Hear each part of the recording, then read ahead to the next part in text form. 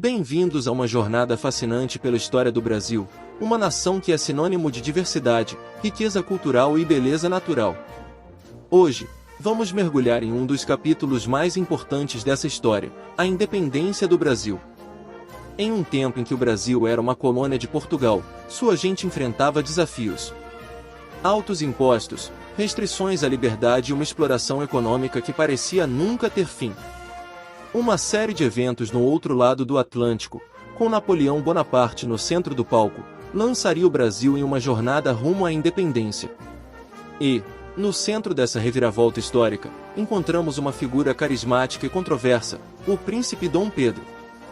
Juntos, vamos explorar as pressões que levaram à independência, o emocionante dia do Grito do Ipiranga e o impacto duradouro que esse evento teve na sociedade brasileira. Seja bem-vindo ao canal Filtrou. Não deixe de se inscrever e ativar o sininho para receber notificações de novos vídeos, e também deixe o seu like nesse vídeo. A independência do Brasil foi declarada em 1822 e esse acontecimento está diretamente relacionado com eventos que foram iniciados em 1808, ano em que a família real portuguesa, fugindo das tropas francesas que invadiram Portugal, mudou-se para o Brasil. A chegada da família real no Brasil ocasionou uma série de mudanças que contribuiu para o desenvolvimento comercial, econômico e, em última instância, possibilitou a independência do Brasil. Além disso, o Brasil experimentou, em seus centros, um grande desenvolvimento resultado de uma série de medidas implementadas por Dom João VI, rei de Portugal. Instalado no Rio de Janeiro, o rei português autorizou a abertura dos portos brasileiros às nações amigas, permitiu o comércio entre os brasileiros e os ingleses como medidas de destaque no âmbito econômico. Essas e outras medidas que foram tomadas pelo rei português demonstravam uma clara intenção de modernizar o país como parte de uma proposta que fizesse o Brasil deixar de ser apenas uma colônia portuguesa, tornando-se, de fato, parte integrante do Reino de Portugal. Isso foi confirmado quando, em 16 de dezembro de 1815, Dom João VI decretou a elevação do Brasil para parte do Reino Unido. Isso, na prática, significou que o Brasil deixava de ser uma colônia e transformava-se em parte integrante do Reino Português, que agora passava a ser chamado de Reino Unido de Portugal, Brasil e Algarves. Essa medida era importante para o Brasil e, segundo as historiadoras Lilia Schwartz e Heloise Starling, a medida tinha como objetivo principal evitar que o Brasil seguisse pelo caminho da fragmentação revolucionária, como havia acontecido na relação entre Estados Unidos e Inglaterra. A presença da família real no Brasil havia proporcionado grandes avanços, mas, ainda assim, demonstrações de insatisfação aconteceram por meio da Revolução Pernambucana de 1817. A mudança da família real para o Brasil havia resultado em grande aumento de impostos e interferido diretamente na administração da capitania. A Revolução Pernambucana de 1817 foi reprimida violentamente. 3 anos depois dessa repressão, o rei Dom João VI teve de lidar com insatisfações em Portugal que se manifestaram em Revolução Liberal do Porto de 1820. Esse foi o ponto de partida do processo de independência do Brasil. Portugal vivia uma forte crise, tanto política quanto econômica, em consequência da invasão francesa.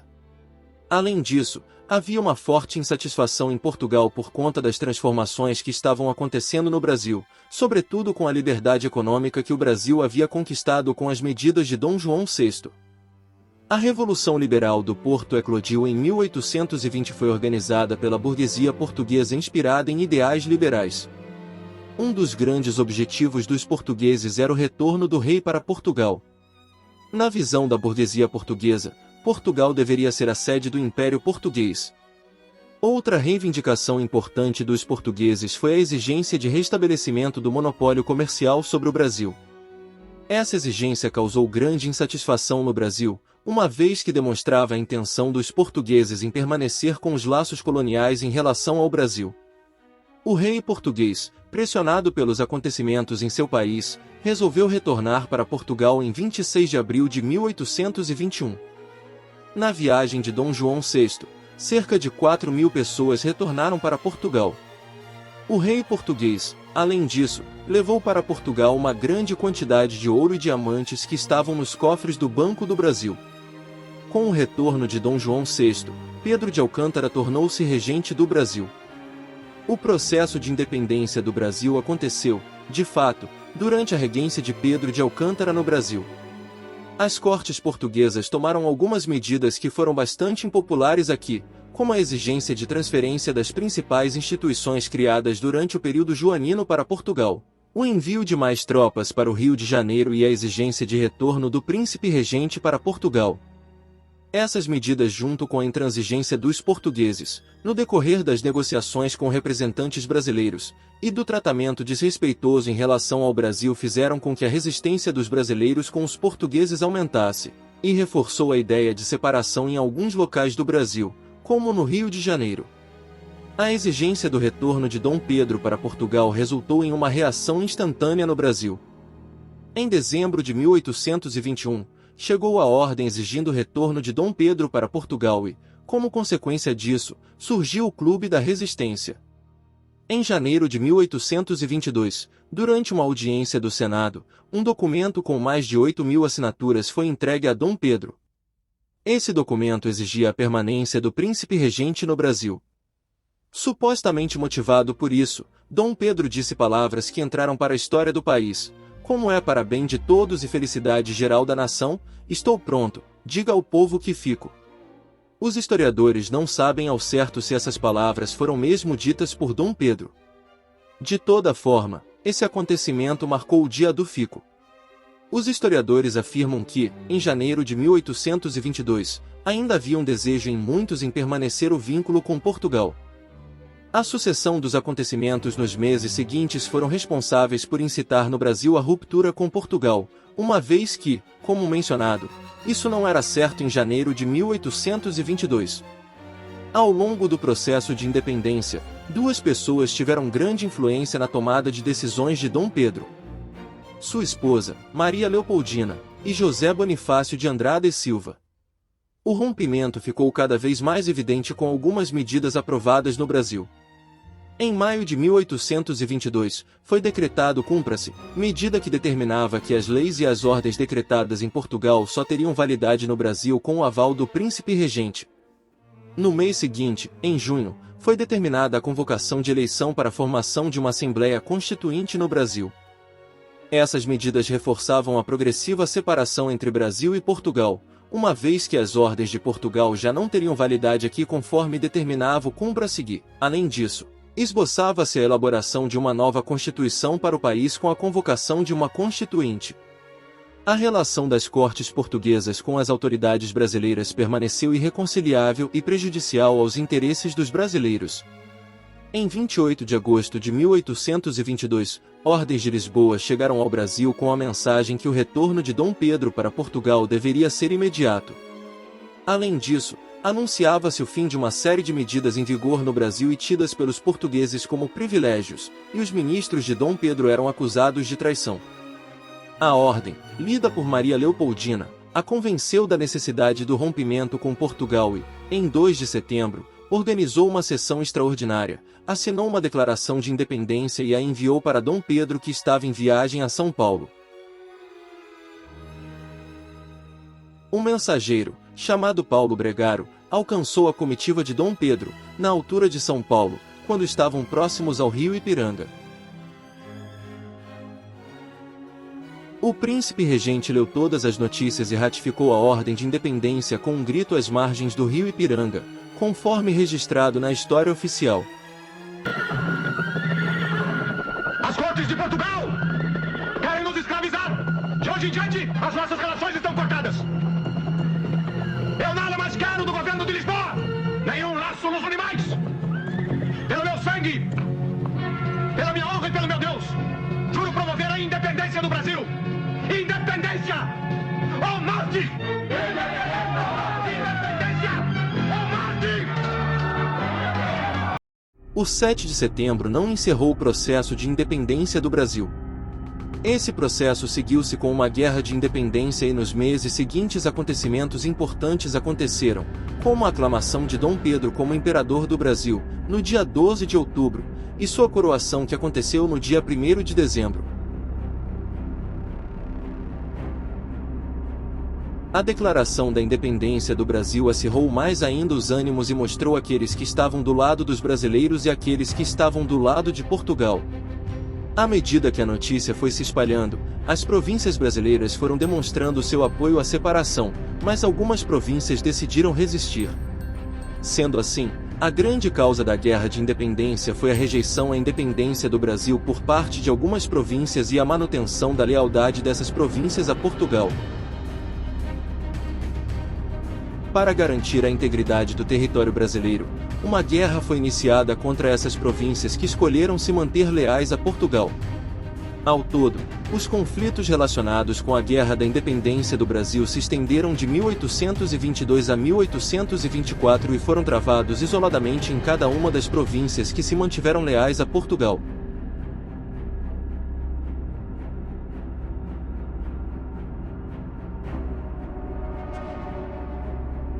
Bahia. A Bahia possuía uma população amplamente favorável ao movimento de independência do Brasil. No entanto, as autoridades estabelecidas na Bahia decidiram se manter leais a Portugal.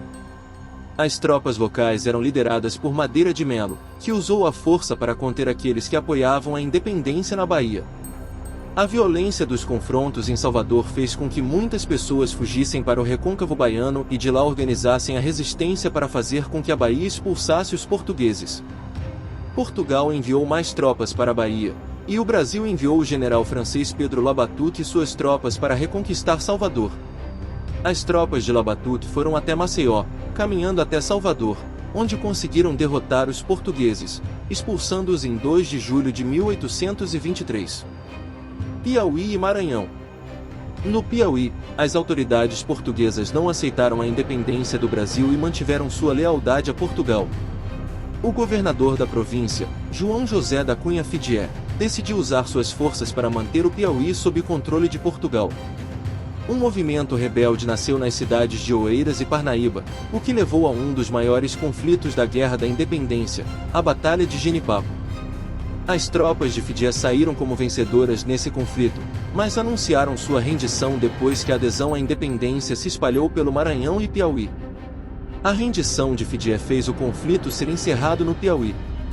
Já no Maranhão, a rendição das autoridades aconteceu em 28 de julho de 1823, quando do cerco na cidade de São Luís. Quem liderou o ataque a São Luís foi o Lord Cochrane. Grão-Pará. No Grão-Pará, os proprietários de terra e a classe de comerciantes tinham uma forte ligação com Portugal, ficando divididos com a independência do Brasil. Houve alguns confrontos violentos entre brasileiros e portugueses até que Dom Pedro I decidiu enviar, em agosto de 1823, uma esquadra para forçar o Grão-Pará a aderir à independência do Brasil. A esquadra era liderada por John Grenfell, e ele enviou um ofício exigindo a rendição de Belém ou então atacaria a cidade. Grenfell estava blefando, porque não possuía meios para invadir e conquistar Belém, mas sua estratégia deu certo. Em 15 de agosto de 1823, o Grão-Pará aderiu à independência do Brasil. Cisplatina. A Cisplatina era a província mais ao sul do Brasil e manteve-se leal a Portugal por influência de Álvaro da Costa, comandante português na província. A resistência brasileira foi liderada por Frederico Lecour, que cercou Montevidéu, conquistou a cidade e colocou fim à resistência lusa no local em 8 de março de 1824.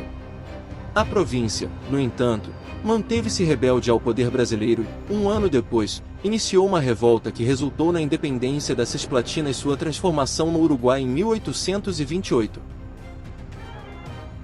Dom Pedro I deixou um legado duradouro como o primeiro imperador do Brasil, contribuindo para a construção da identidade nacional brasileira. A independência do Brasil foi um marco na história do país, moldando sua trajetória até os dias de hoje. Esse grito de liberdade continua a ecoar, influenciando a identidade e a cultura brasileira.